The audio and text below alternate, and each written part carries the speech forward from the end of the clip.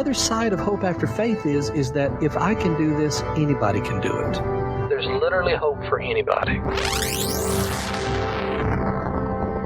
For a lot of people, they feel alone when they come into the atheist community. They've left everything behind. They feel alone. They feel like the outcast. The hope after faith has always been you can actually make your way back to a normal life. The book has been written. The speeches have been done. And now, it is time to find hope after faith with your hosts, Jerry DeWitt and Bobby C.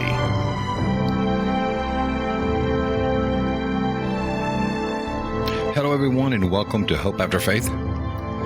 My name is Bobby C., and once again, I am joined by my amazing co-host. It's the one and the only, Mr. Jerry D. Hey, buddy.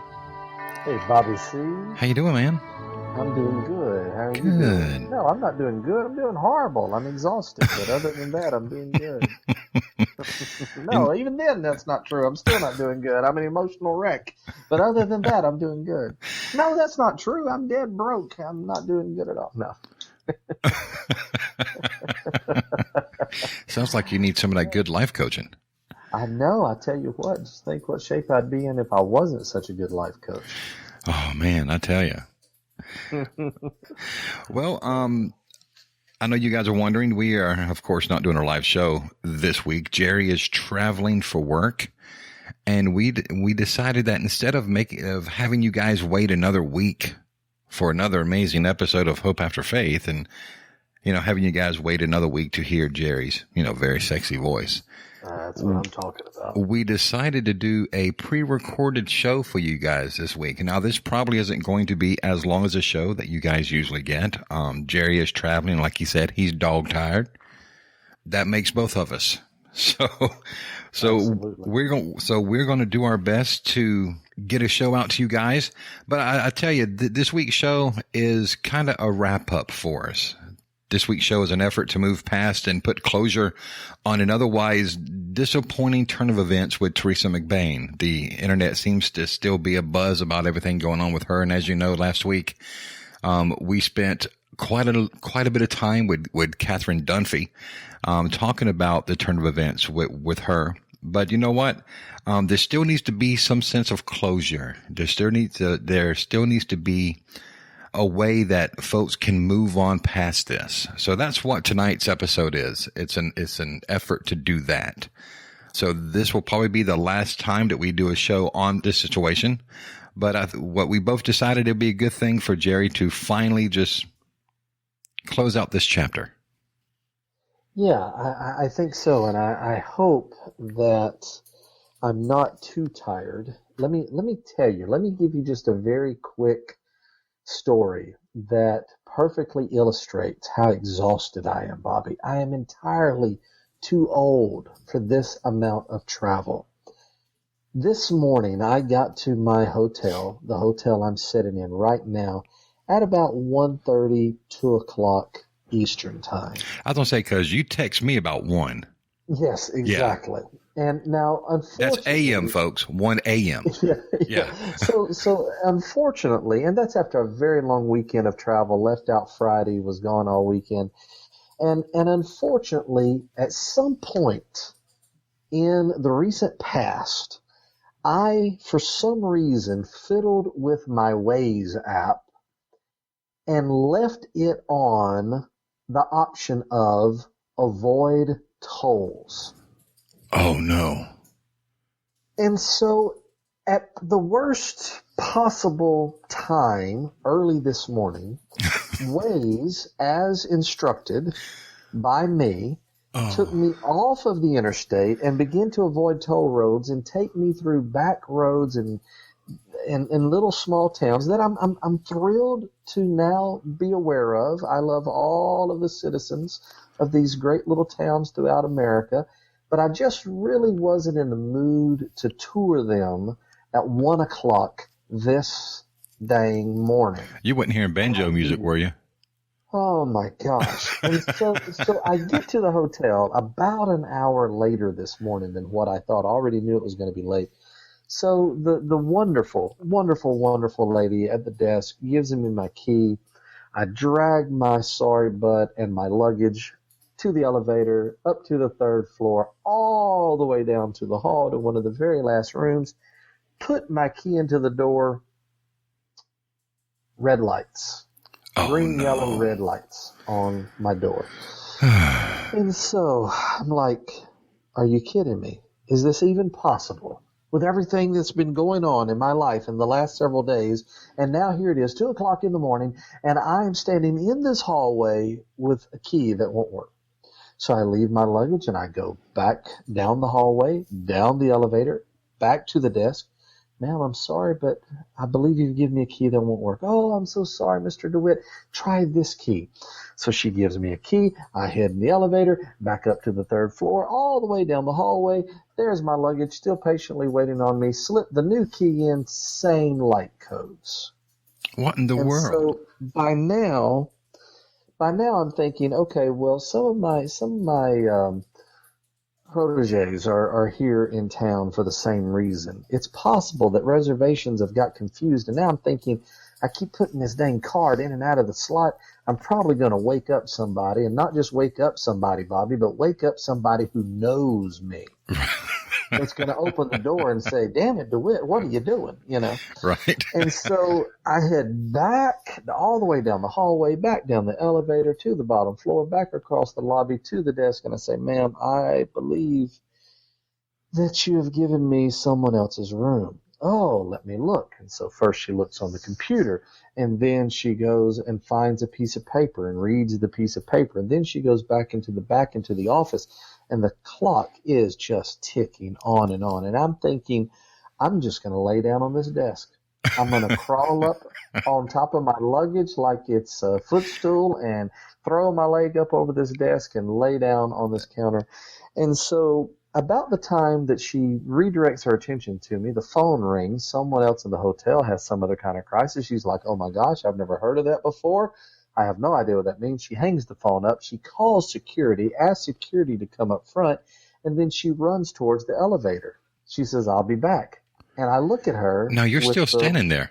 I'm still standing there. And I look at her with the look on my face of like, are you kidding me? I need a room. It's 2 o'clock in the freaking morning, and I've got to get up and be at this appointment by 8 o'clock. And so she disappears in the elevator, and she's gone for several minutes, and the security guard comes around and stands and makes, small talk with me. And probably 5-10 minutes later at the most, he gets a call over his walkie-talkie, and the lady says the strangest thing. She says, would you instruct Mr. DeWitt to come up here? And I'm kind of like, oh, crap, man. I have woke somebody up. They think I was trying to break into their room. She needs to show them that it was me, Right. some tired, vagabond, and not some hoodlum, and so I drag my luggage back in the elevator, back up to the third floor, all the way back down the hall. I can see her now at the end of the hall leaning against the wall, and I'm like, who am I about to have to report to? Who am I about to have to apologize to? What's going on? And sure enough, she's standing in front of the door that would not open. When I get there, she has the door open. And the little lock, little latch, in between the door and the door jamb so that the door is open. And I said, oh, you got it open. She said, yeah. She says, later on today, we'll figure out what's wrong with your keys. And I said, could we just do something for a second? I said, if I shut this door, can you get it back open? She says, oh, yes, I have a master key. I said, okay. So I shut the door, I put the key in, pull it out. It has the lights, as I've seen them now several times.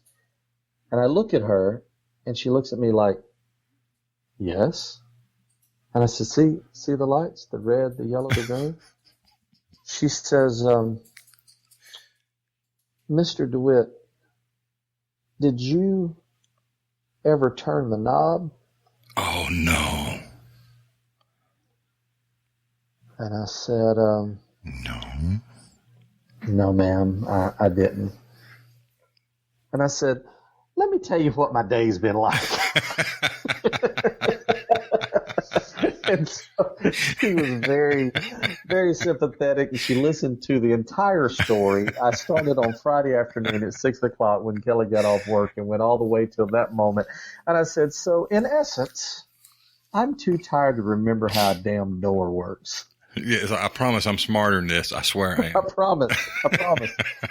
Usually, most regularly. So I'm still very much in that shape, and and it makes me more emotional than I usually am, and I got quite emotional on the last show. But I do think it's necessary. I'm getting messages from people over this subject.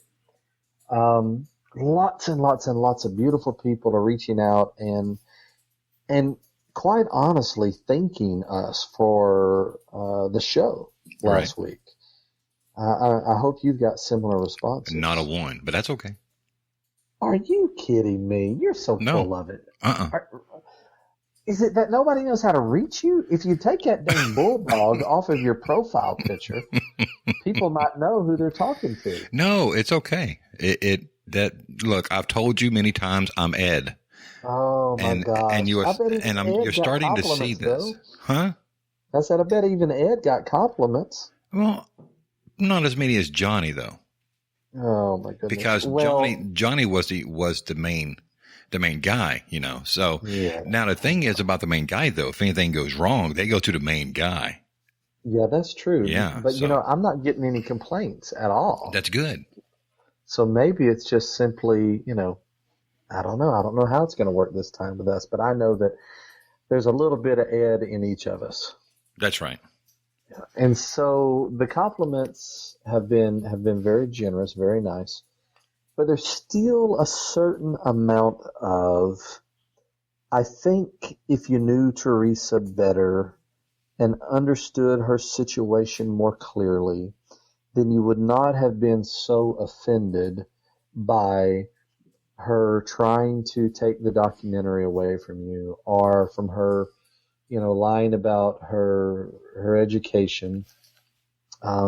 Those two things, And I think in order to get real closure, I need my friends to know. All right, now we've had a huge amount of listenership for our last episode. Oh yeah, biggest we've ever seen. Just the biggest we've ever seen. I mean, just incredibly, incredibly phenomenal, and I thank everybody for that. And at this point, I'm not as interested in whether or not the entire world knows where I'm coming from. I think, though, it's important to me that our friends know. And you know who you are, friends. That they understand that we're not this hurt over just one incident, right, or two incidents. That there is a pattern there, and that the pattern is it reads more like a grocery list than anything else. Mm-hmm. The other part of this that I think is important, and then I'll shut up a little bit and let you talk because I'm definitely acting like Johnny now, is that for us, I'm speaking about me, I'm speaking about Catherine and the such, this has nothing to do with the reconversion. Right. Nothing. The reconversion is just an opportunity to finally talk about what probably should have been talked about a long time ago, but wasn't talked about for all the right or wrong reasons, and so that's where we're at. So it's a combination of being exhausted both physically and emotionally with all of this. Okay. Well, see, it's kind of like I told you guys last week. I don't have a dog in this hunt. I never met her. I've never sat down and had a conversation with her. I was never a member of the Clergy Project. So I'm the one sitting on the outside looking in. Right. And all I have is what I see from the outside. I see the hurt and the pain of the people who are affected by it on the inside, and I have compassion and love for those people.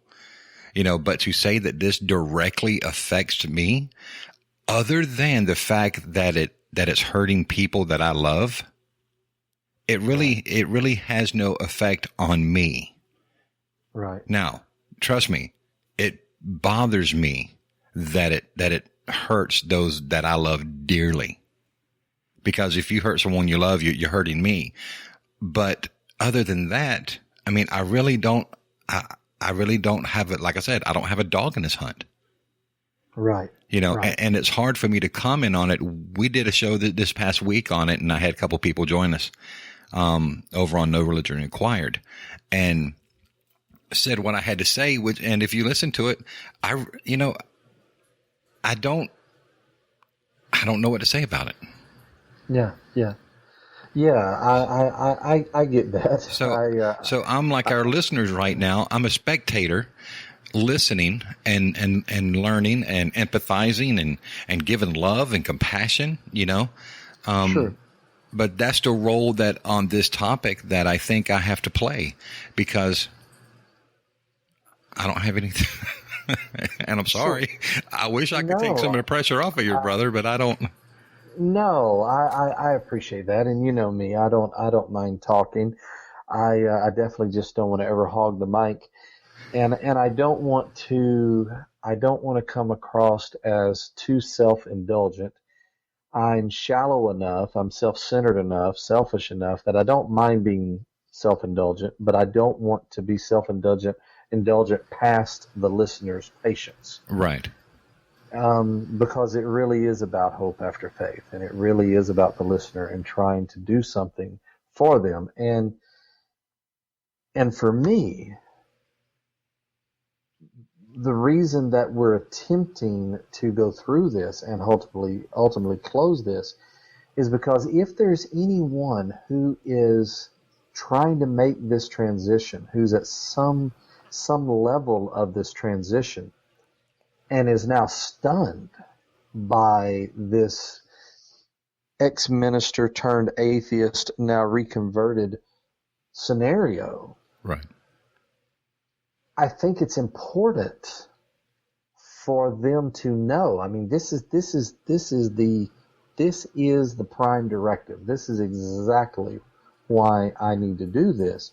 Is I need those people in transition to know, yes, there have been atheists who have returned to faith. That has happened, sure, obviously. But in my opinion, based on my personal experience with Teresa, which I'm going to detail here in a couple of minutes, this ain't that. I don't believe that's what this is. Right. I don't believe. Now, immediately people could say, well, there's no way for you to know her intentions. There's no way for you to know, as we would say in the old school, to know her heart. And that is obviously true. There are people who make the argument that, the atheist movement still has a lot of areas to grow in, and community and support is one of them. And who could blame somebody for wanting to go back to the fellowship and go back to the community and to the support? No one could ever blame anyone for wanting to do that. Right. But I think you can be, for lack of better words, somewhat judgmental of someone who does do that. Sure. You may not can blame them for wanting to, because you may want to yourself, but you may also want to, let yourself feel better by, doing heroin, But you can say, hey, people who self-medicate with heroin, that ain't really a good idea. Right. Well, So you can be against it, you can be against it, So if that's all there was to it, if all it was just simply an atheist who had returned back to their faith, then that's something for people in transition to make note of, to look into, to process, to think about, to use as another beam of light, of introspection, to make sure that they really are where they think they are, and that they're not moved towards atheism out of just some anger towards God, some disappointment in church people. It's one of the reasons why, though Hope After Faith, the book, is filled with a lot of stories of disappointment and heartache and so forth. I didn't share 1/10 of what life was like because I didn't want people to think that, we just had an axe to grind against God. Right. And that's the reason why, or that we had some sin that we couldn't live without committing and we had to go be atheists so that we could do it. So it's important for people in transition to investigate themselves based on the light of this story, but it's also important for them to know the rest of the story, as Paul Harvey would say. Yeah. So that you don't make it, what I believe, and this is only my opinion, so that you don't make it into something that I think that it's not based on my experiences. The bottom line would be, I think that this supposed reconversion is nothing but another ambitious attempt at gaining popularity, at gaining not just financial security, because there were opportunities awarded to her. Now we can look back and see undeservingly that gave financial security. So this isn't about security. This is about more than that. Right. In my opinion, and people have all kind of opinions about me that aren't true, and I'm prepared that if my opinion is not correct, she can go on to anybody else's show and defend herself. She can, I know that you've given an open invitation for her to be on No Religion Required. Sure. Well, I don't think there's anything wrong with being critical. When you hear something like this that happens, a non-believer returning to theism, Christianity, spiritualism, whatever you want to call it, I don't think there's anything wrong with being critical because we're skeptics, right? Sure. We're supposed to be critical thinkers. We're supposed to analyze things. We're supposed to look deeper into just try this again. Look deeper than just the surface. Sure. Right. And oftentimes that could be a painful experience, because it's just below that surface that you start seeing the dirt. Right. So I think it's okay to be critical. I think it's okay to ask questions. My main thing is I never want to make an assumption, Right. To me, that just makes an ass out of you and me. I know that's cliche, but man, is it true? It is true. So when you have someone that's been on the inside, like you and like Catherine, Linda, that's Linda Lascola, guys. When you have someone who's been on the inside, who has seen the quote unquote dirt and has been affected by it, you're not just being critical, you're being honest. Right. And you're telling your story. Right. And it gives the story more credibility because you've been there. And I don't want anyone, I never want to lose respect from our critical, skeptical audience. Sure. And so that's why I double down over and over and over again on things like, when I tell this, I'm telling my story. Mm-hmm. And I know that there is more than one side to every story. So I understand that, and I appreciate that. I could never speak for Teresa's or anyone else's intentions, what's going on inside their head.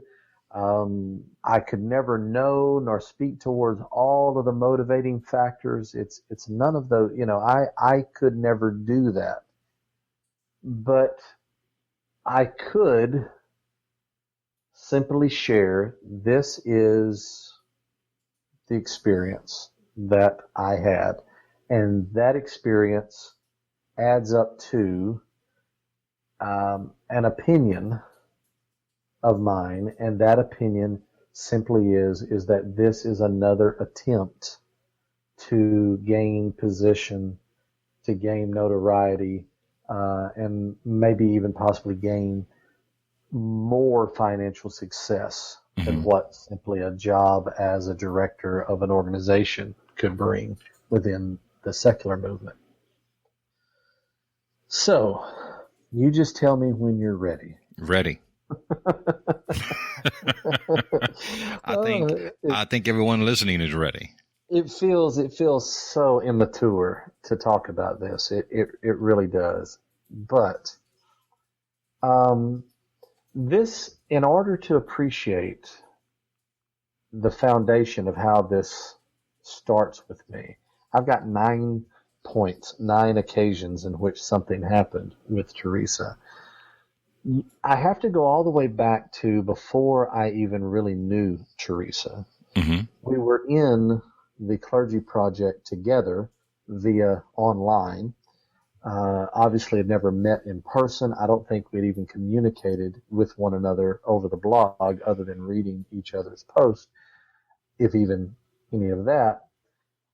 And I was heading towards the American Atheist Convention that was being held immediately after the Reason rally. Before that event, several weeks before that event, NPR had reached out to me and wanted to do a story on me. And their idea was that the reporter would meet me at the American Atheist Convention, and that would kind of be the big deal, that they would see me, quote unquote, preach at the American Atheist Convention, and that would be the story, and this would be what would break the news open about ex-preachers who are now atheists. And so we looked forward to that for weeks and weeks. Now, what was going on in my private life was that the home, our home was in foreclosure. Things were getting every day worse and worse with the people that we, shared the town with, and with our family, more and more rejection. And what I kept trying to convince my loved ones of was, as soon as this piece comes out in NPR, someone's going to hear our story. Someone's going to hear our plight. Someone's going to see that we have something to offer, and somebody's going to offer me a job. Yeah, because you've mentioned several times now, last week and now this week, that the whole idea of doing it was so that maybe someone would offer you a job. Exactly. Yeah. That someone would offer me a job because we were financially destitute. The home was in foreclosure. We had not yet figured out to save it through bankruptcy. And so it was desperate. It was extremely desperate times. And all of our hopes hinged on this NPR story, being very naive about what publicity can bring you. And I think this is another important reason to share this story and many others, because not everybody is as fortunate as I am to live through some of these quote unquote exciting things. You can greatly overestimate the benefit, the reward of being publicly known. You can greatly overestimate the benefit of being on NPR or CNN or even in Time magazine. Right. And if you've never been there, it's natural to assume that being on NPR is like winning the lottery. Oh, yeah. Obviously, as I talk to you from this hotel while I'm out on the road scraping a living together, that's obviously not the case. But we thought it was going to be, and we thought it was going to literally be the salvation of our family, that it was going to give us financial security, not financial security, but give us an opportunity to have a job and hopefully get our finances straight again, possibly even move us somewhere else and really cause our family to recover. And a lot of my loved ones were being very, very patient waiting on that moment. We literally had our entire lives hinged on this NPR moment. So finally the day comes, and Paul and I fly to D.C. We attend the Reason rally. It was a dream. It was a dream come true. Paul and I, had already met Richard Dawkins sometime earlier, but here we were spending quality time with Richard Dawkins again and many other wonderful people that we've come to love, like Linda Lascola and so forth. And so here we are at the Reason rally. We have the American Atheist Convention. I meet with the reporter, and I get up and I push past every single fear that I've got, because I had been told by almost everyone who was learning of me at that point to let go of the preacher persona, cut the preacher hair, get rid of the preacher jacket, stop talking like a preacher, stop presenting like a preacher. I will say that Noelle, the director of the Foundation Beyond Belief, was the only person that I ever remember. She was definitely the first person after one of my speaking engagements in Houston that said, I think the preacher thing is your thing. Yeah. I think you should run with this. Oh, yeah. And I was like, really? So I got to credit this whole fiasco to Noelle. So thank you, Noelle. And I had to make a decision. I had to make a decision what I was going to do. And this was actually going to be the opening of the book before it was titled Hope After Faith, when it was going to be titled Fearless. It was going to open with me making the decision whether to get up on the American Atheist stage for that first time, biggest audience I would have with the NPR setting out there, and do my best Richard Dawkins impersonation, or to be myself and be the preacher. And I overcame all my fears, all my concerns, and I just did my thing. And it launched this personality into the movement. Immediately afterwards, the reporter came up. She was elated. She was thrilled. It was wonderful. This is going to be the thing. And I'm like, yes, this is all going to work out. Well, as you learned from last week's show, Mike Ouse, who was supposed to be Pastor M that was going to come out at the end of the Atheist Convention, had actually came out on a television show just before that. And so it was worked out that Teresa would come out. And I remember standing against the wall inside the convention hall, and then at different points in hallways, asking her, is she absolutely positively sure this is what she wants to do? What's your husband going to think? Have you talked to your husband? Does your husband know where you're at with this? Does your church know where you're at with this? What's going to be the outcome from this? Are you absolutely sure? Doing everything I could to be a speed bump in this turn that she was about to take, just to make sure that it was going to be not as devastating to her and her family as it had been to me and mine. And so it was settled that that's what she was going to do. Well, the next week, when we're back, or maybe the week after that, I get a call from NPR. And due to conversations that Teresa has had with NPR and tapes that she has revealed to them that she had made, recordings that she had made of herself driving to church the week before, they had decided not to do the piece on me, but to do it on her. Mm. Wow. And that was it. It was done. Every bit of hope we had of trying to save ourselves at that moment, emotionally, financially, we're devastated, was done. It was over. That was the breaking point. Everything changed from that moment on. No one who loved me and trusted me to figure this out and make this work and find a way to survive this had any trust in me anymore, because I had put all of my eggs in that one basket, that this is going to be what bails us out. This is going to be what saves us. And now, Jerry, did she know that NPR was there for you? I have no idea. I really, I have no idea how those conversations. So I can't, I think that's a great question. I can't say that this was, as other examples will be, that this was Teresa attempting to take something away from me or my family.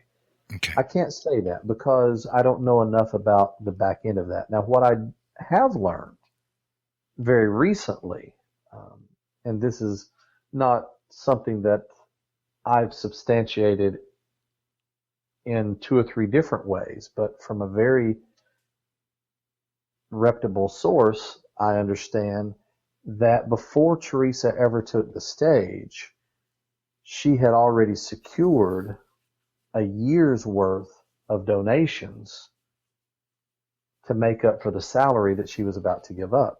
Donations from Humanist. And so she already had a safety net. She was already able to replace a year's worth of salary from the ministry that she was about to leave. Now, that's a very different situation. And so the attitude of desperation that both of us shared, looking back now, in my experience, may not be the truth, but in my experience, it seems as if the desperation that both of us shared was not equally true for both of us. Because I definitely did not have a safety net Yeah. of a year's worth of salary. That does make things a little easier, doesn't it? That makes things a lot easier, Yeah. absolutely. And so good people gave to her. If that is true, that there was a year's worth of salary in place, then good people gave that. Good people gave that for good reasons with good intentions, and I could never criticize that whatsoever. And then later on, I would be added to an NPR show that she would do, and there would, I would get my NPR time. And once the book came out, I would get even more time on public radio. But it still was that lost opportunity that I at least naively thought could have been our salvation.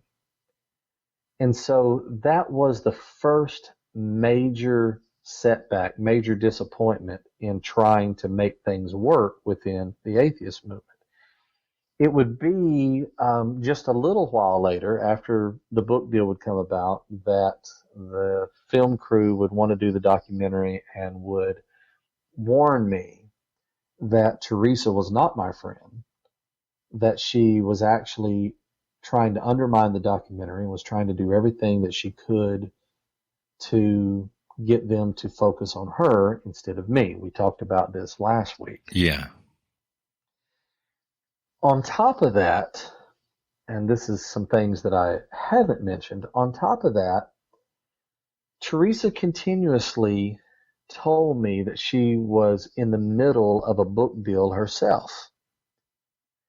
And this is where this isn't easy, and I don't know if anybody else does this. And if anybody wants to tell me that doing what I'm about to do is some insanity or some form of sickness or something, please don't hesitate. But I just feel like it's important for people to know the truth about me.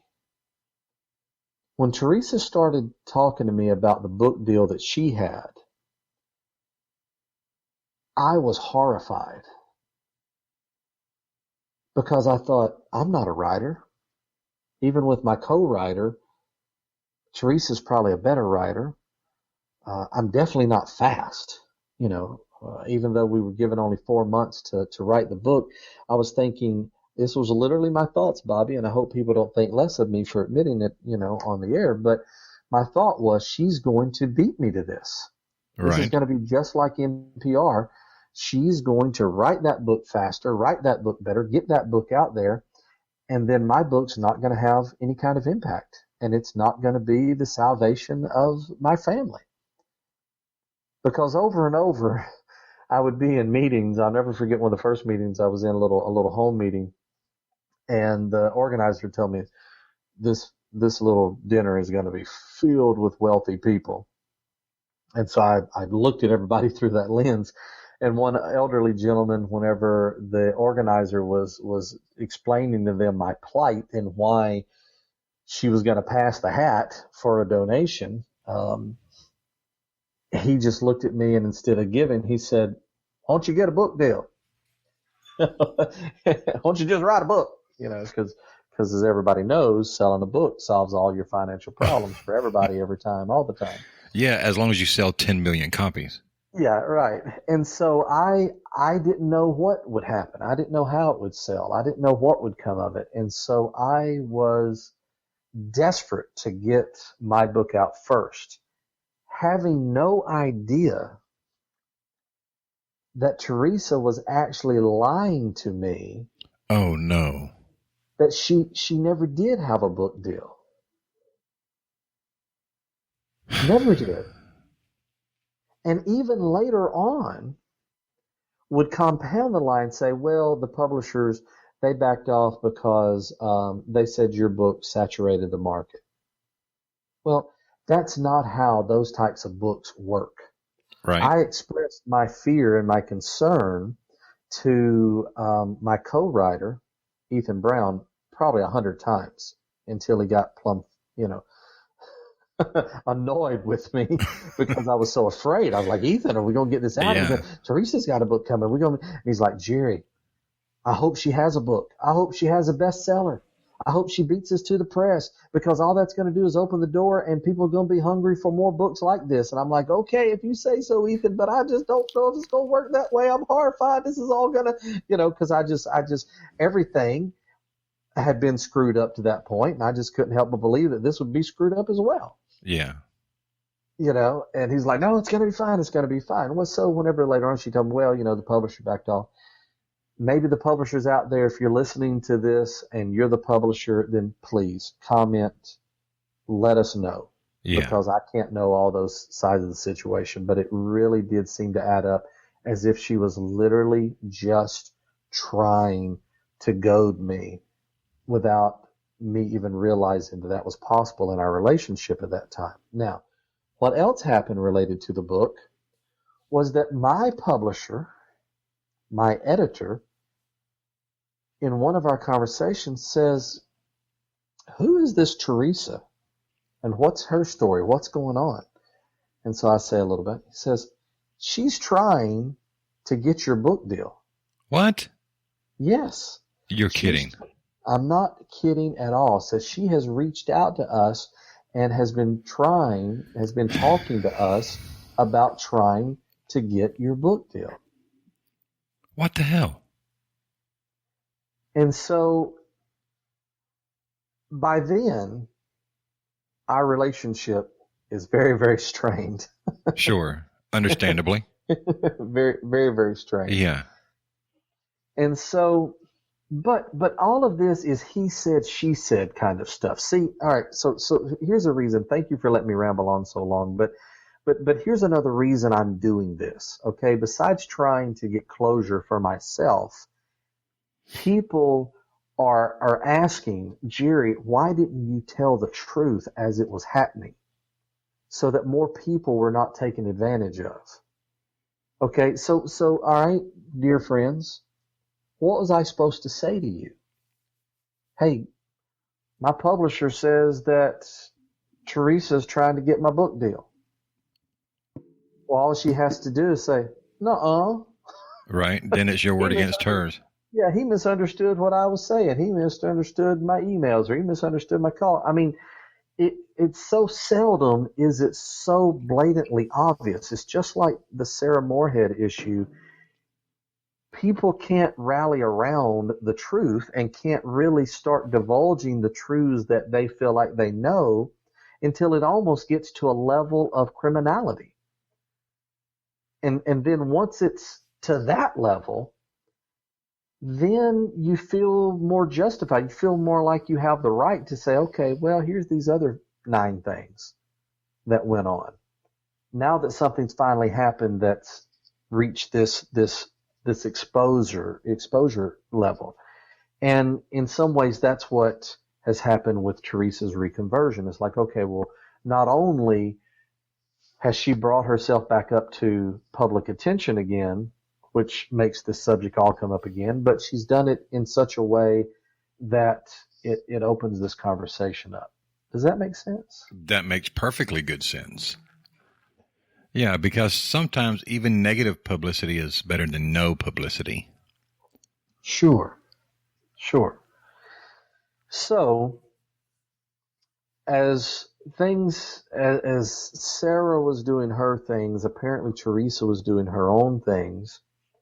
And the same night that I learned that I had been, I was asked to step down from even the board of directors, I was, from one point of view, an incredibly terrible director for recovering from religion. In one way, I was an absolute and total failure as a director for recovering from religion. And that point of view is primarily in the point of view of fundraising. I probably didn't raise 10 cents and didn't push for money when I was the director of Recovering from Religion. It was volunteer. I wasn't being paid to do it. I would be reimbursed expenses from time to time, but I didn't push money. I didn't push it, and really didn't have a clear understanding in the beginning that was what was expected of me. I was a horrible director. Sarah Moorhead really did all of the actual directing before she became the director. And I gave her a lot of praise for that. I do feel like what I did do for Recovering from Religion was I got them in the New York Times. I got them mentioned in almost countless number of news articles and websites.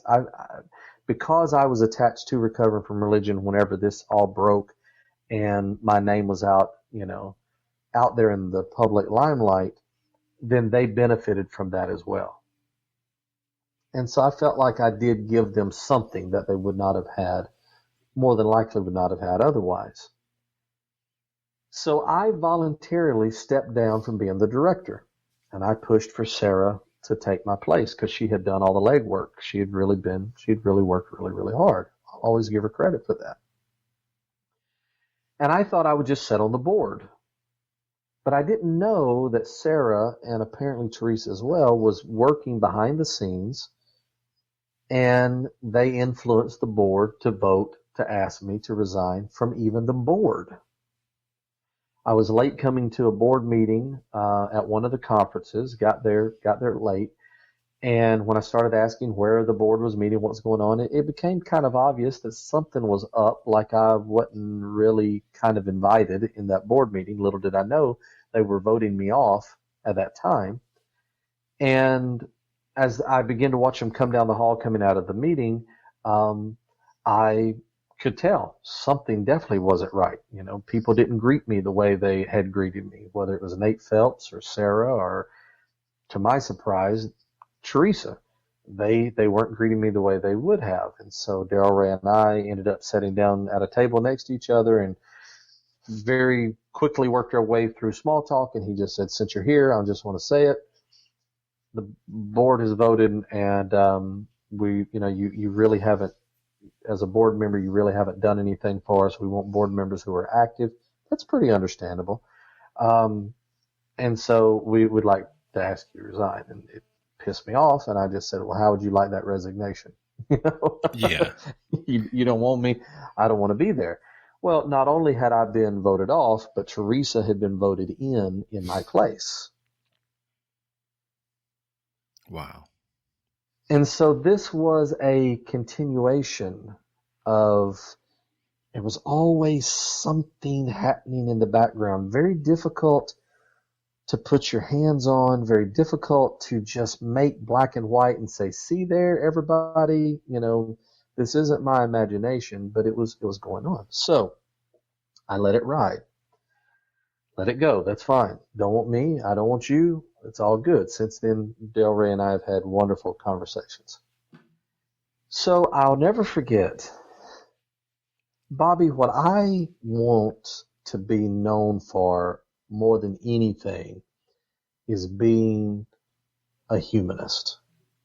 That's really it. That's the reason why that my little creed, that says skepticism is my nature, free thought is my methodology, agnosticism is my conclusion, atheism is my opinion, but humanism is my motivation.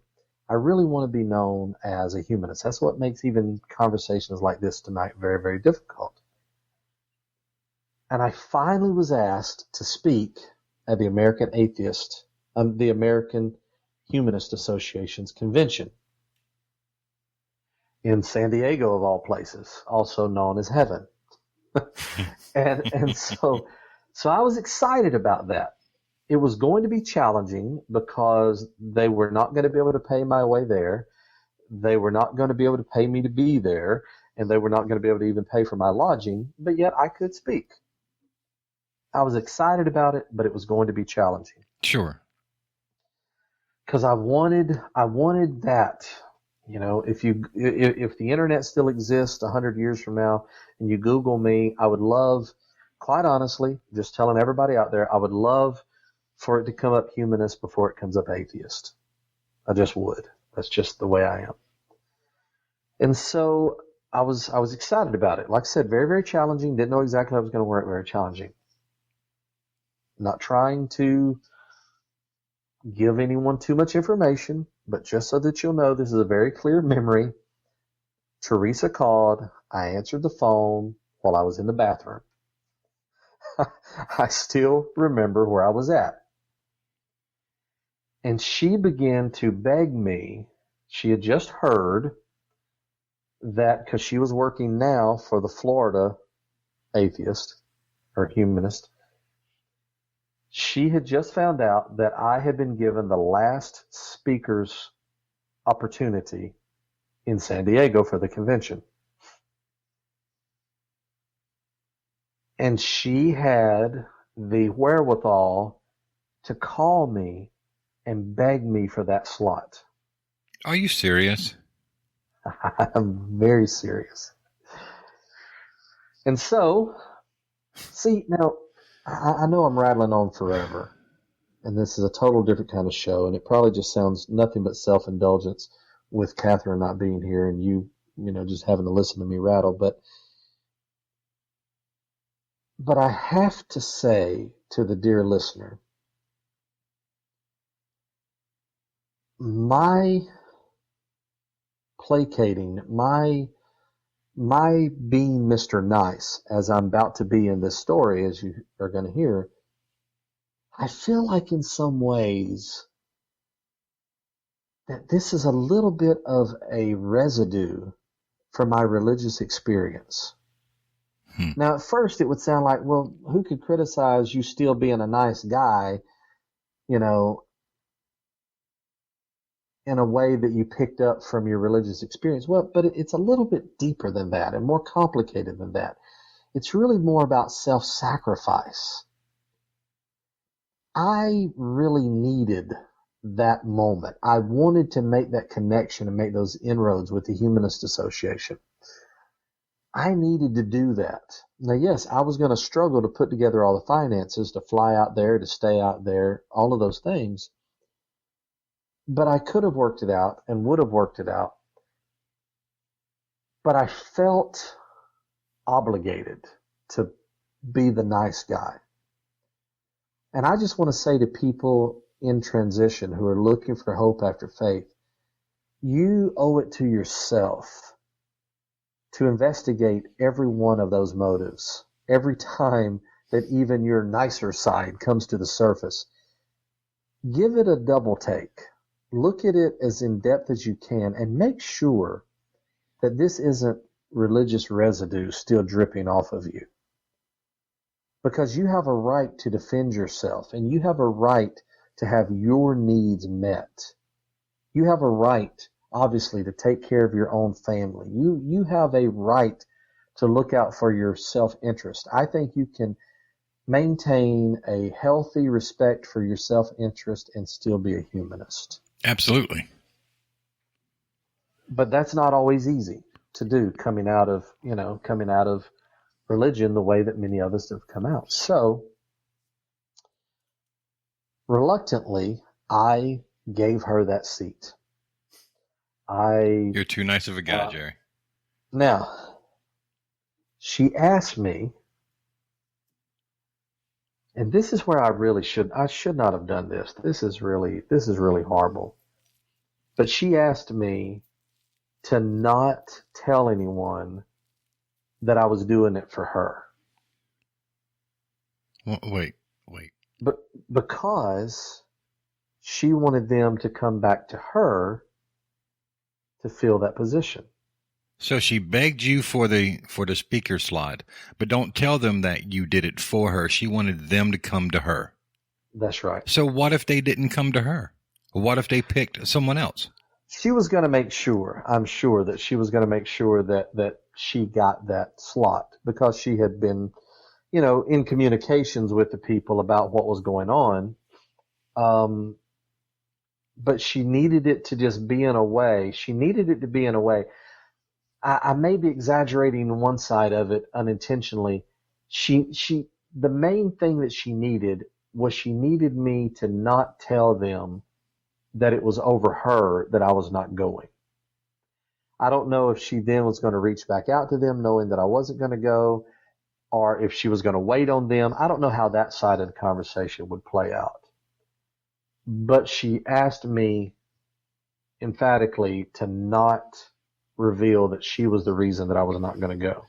That seems very underhanded. And maybe it's just me, but... And so I, like an idiot, and somewhat untruthfully, just emphasized the struggle that I would have to put the money together and said that's why I'm not going. But she had asked me about it. Now, in the meantime, the documentary had followed me up to speak for the humanist at Harvard, one of the highlights of my journey. Fantastic. The publisher was based out of Boston, and so their crew came and attended the event that I spoke at, and you had all the lights and all the cameras. It was just fed my ego like nothing you would believe. It was challenging, scary, fun. They followed me around all over campus. My hair was long, so that's the pictures you see where I'm looking up towards the sky, and I got my long hair. All of this is at Harvard. It was just absolutely fantastic. We got so much wonderful footage there. It was a fantastic time. More than likely, I can't know it for sure unless I had access to all the footage and was able to go back and look at it. But more than likely, just because of where we were sitting and what was going on, there are filmed conversations of myself and Greg Epstein talking about atheist communities. We were meaning the atheist church type environments, but atheist communities, and his desire at that time to put together a program that would support those types of communities all across the United States, and that I would be a perfect guy for doing that. So there is a possibility that on film that conversation was had. I can't guarantee it, but there's a possibility. We sat there. He sat right to my left. We sat in this little living room set in the back of their little event space, small space at that time. And we talked about those communities and how to do them differently and my role, how that could work. We had some email correspondence about those things. So much so that whenever I came home, I talked to Paul about it, and Paul actually, to my surprise, got excited about moving to Boston and a new life, and even found a song talking about that and talking about Boston, and it was playing in the background very regularly in the DeWitt home.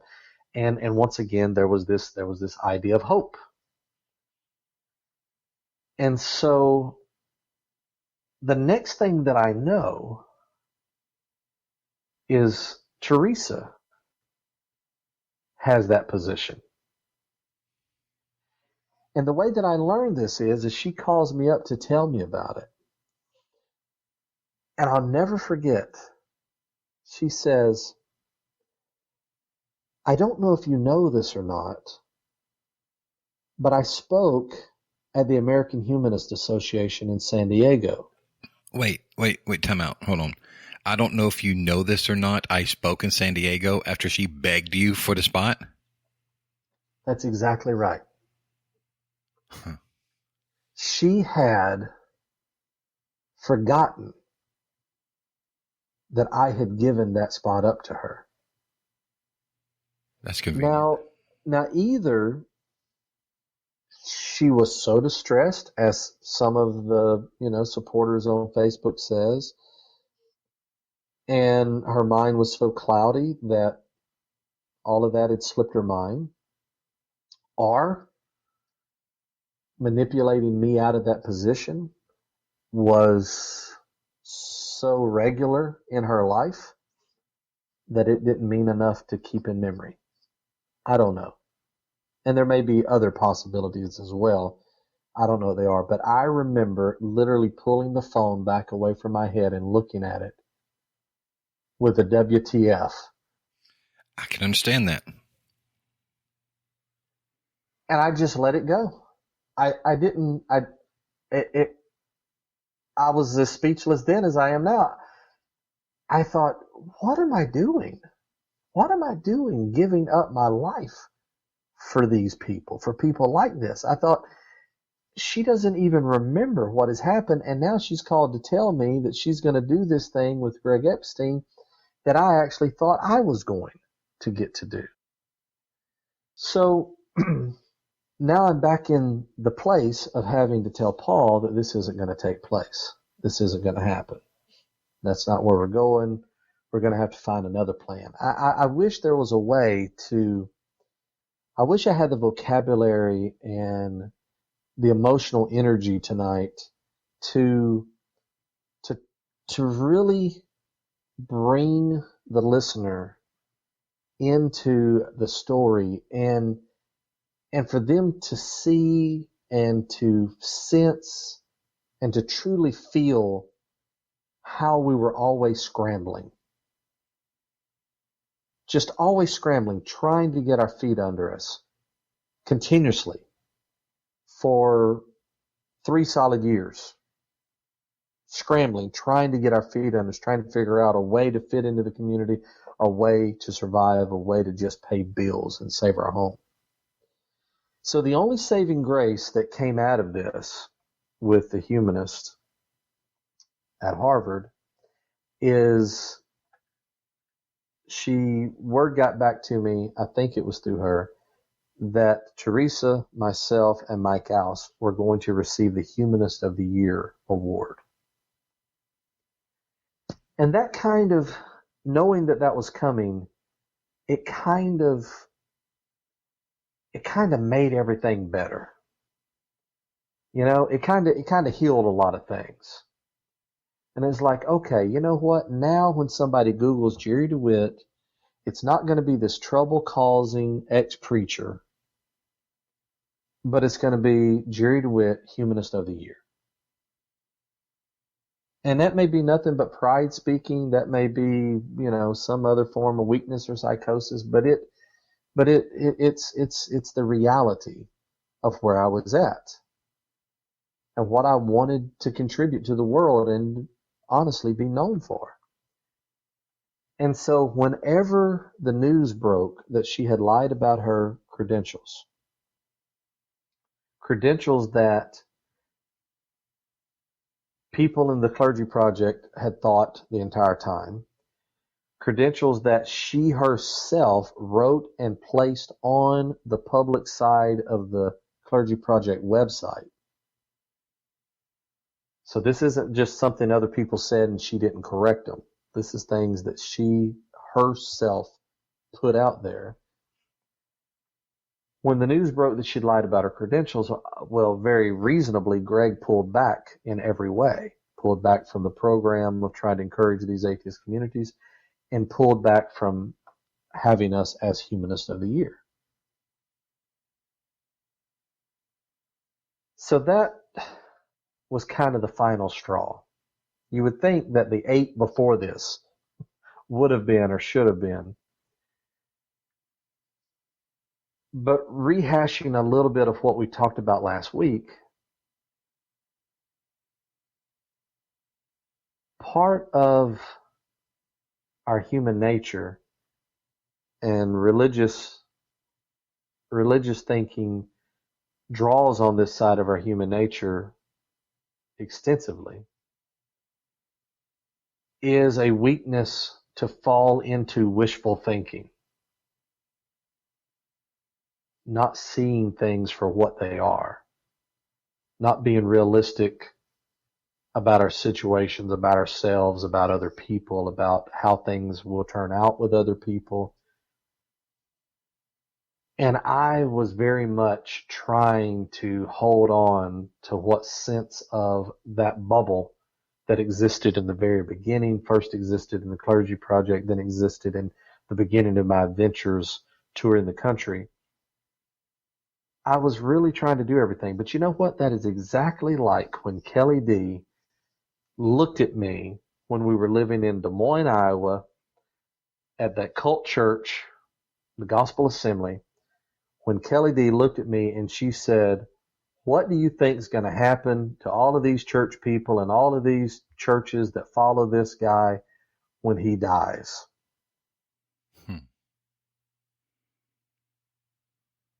And my wishful thinking came out and just told her, "Oh, no, no, no, no, no, no, no. God will raise up another man, and this is God's elect and God's church, and this is the message, and it'll all be good." Well, the reason it took 9 separate offenses, a big part of that is because I just had wishful thinking. I just wanted to stay in the bubble.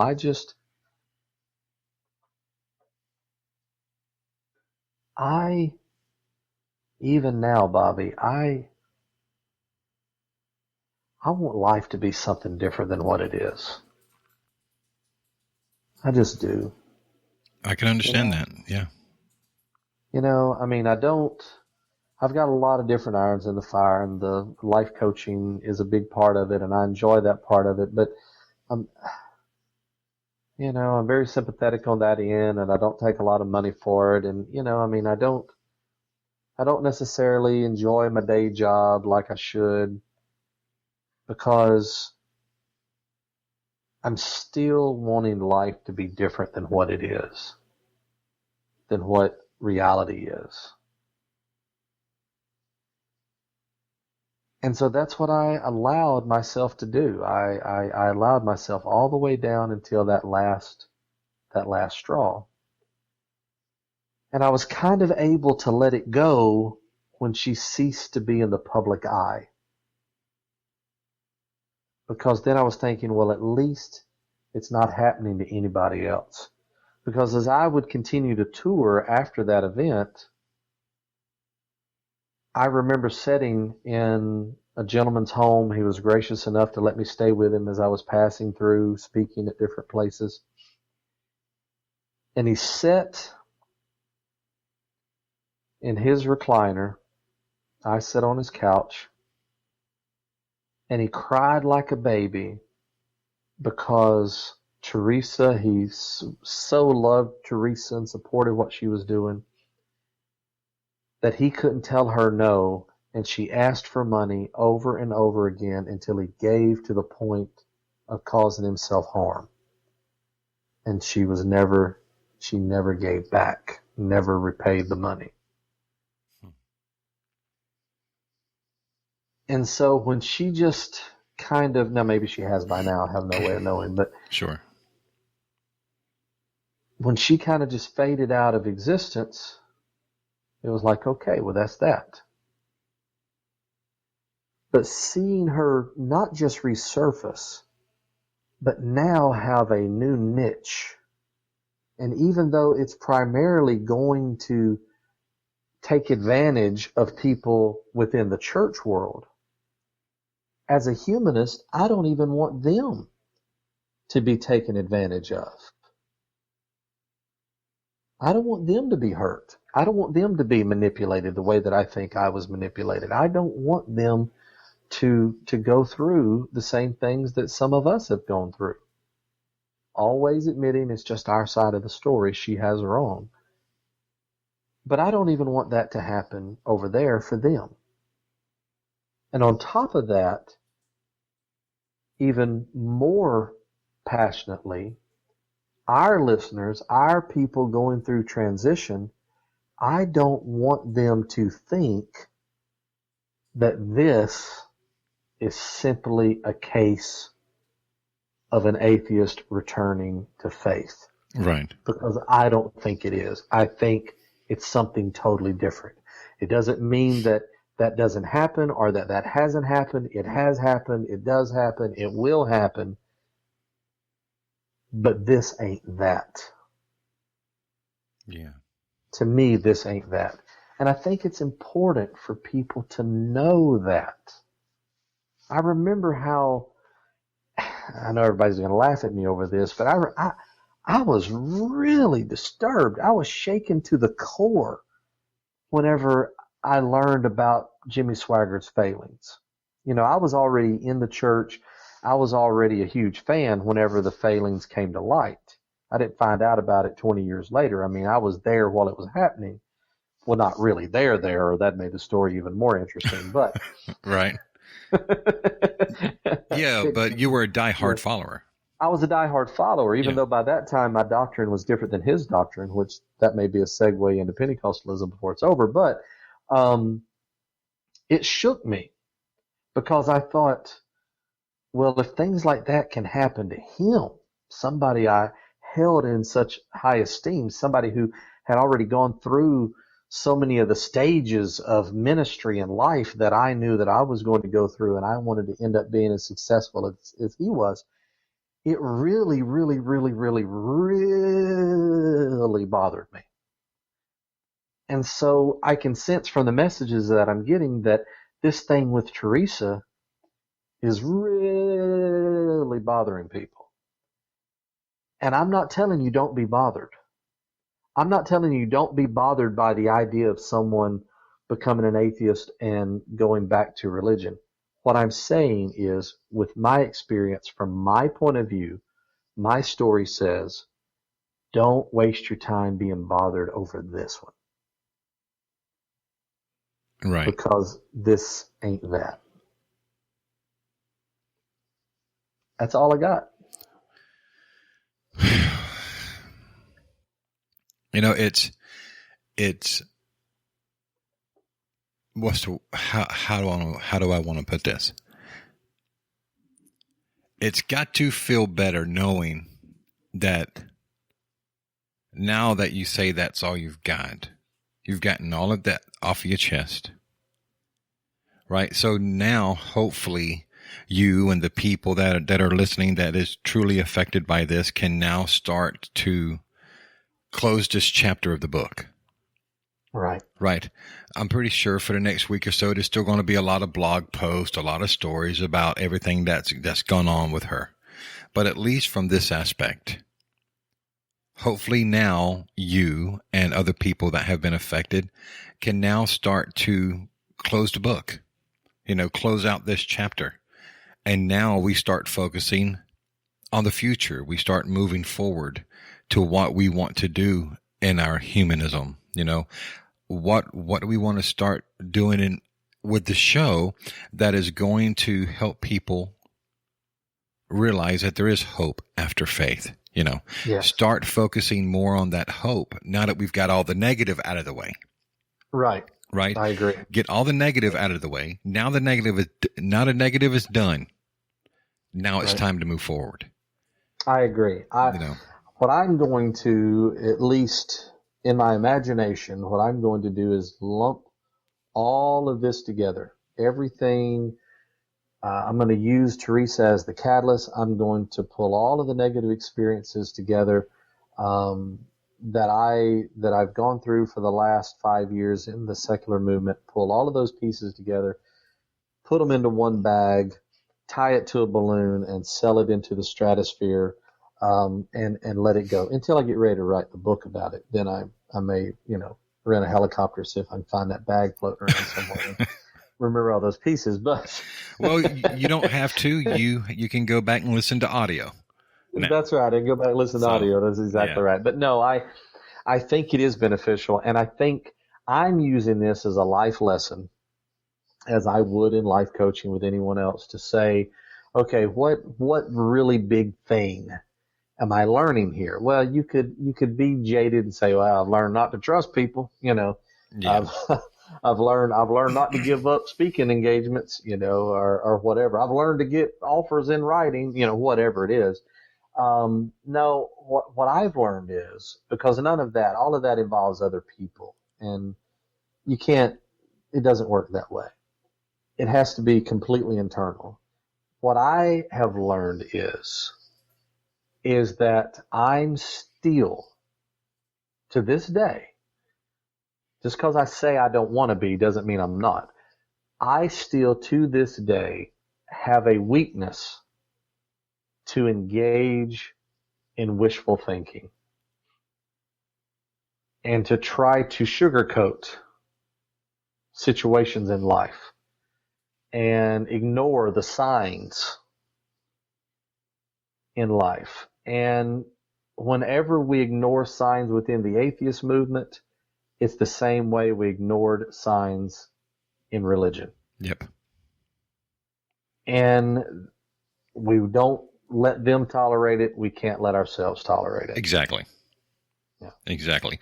So, in the quote unquote spirit, if you will, of moving forward, next week we're going to start our series on Pentecostalism. Hope I said that right. I hope you did too, because I can't say it right, and Matt Delante has really, really, picked at me pretty hard about it. Yeah. So he says I've invented the word Pentecostal. So. Right. So, hell, I probably said it that way too. Pentecostalism. We're going to start that series. We've gotten several messages from folks saying, yes, we want to hear Jerry pick Pentecostalism apart. Well, that series is going to start next week. Do us a favor. If you have any questions concerning Pentecostalism, email us at hopeafterfaithpodcast@gmail.com so that I can get all those questions in front of Jerry and we can start answering those questions that you may have. Thank you so much for hanging out with us for, it's been over an hour now. Have I talked for an hour solid, Bobby? You have. What is wrong with me? I'm a sick person. This is disgusting. Gag me with a spoon. No, there's no problem whatsoever. I forgot what I was saying. You were thanking them for putting up with my indulgence, my silliness. Yes. Thank you for putting up with Jerry's indulgence and his silliness. Oh, my gosh. And for just letting Jerry close this chapter in his life that he can now look forward and start doing even greater things for humanity. That's what we're hoping to do with this show. That's what we're hoping to do in the future. So thank you for listening to Disclosure. We look forward to doing the Pentecostalism series starting next week. So please get those emails to us. Jerry, do you have anything else before we bring this week's episode to a close? I'm afraid to say another 5 words. All right. No, jerrydewitt.net. Please find us. Please go and look at our Patreon account. We would love your support. It would encourage not just me, but Paul as well to try to keep reaching out. Absolutely. Well, folks, thanks for joining us. We look forward to seeing you next week. We'll be live again next week as long as Jerry's not traveling too much. And we'll start our series on Pentecostalism. Should be a lot of fun. As always, we close the show with a song called Last Prayer by Chris Beeland. That's beeland.bandcamp.com. And we dedicate this song to the memory of Samantha Bannister. # Team Tiny Dancer Forever.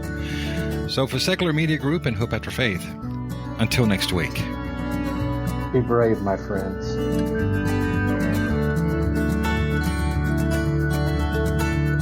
It's lonely when you fade away in a lifetime, and it's lonely when you're out in space with no lifeline, and slowly then you turn around and you notice the length and the time when your heart stops beating. Oh, why won't you come settle down? Stop wasting your time and your mind going on believing. No, this won't change.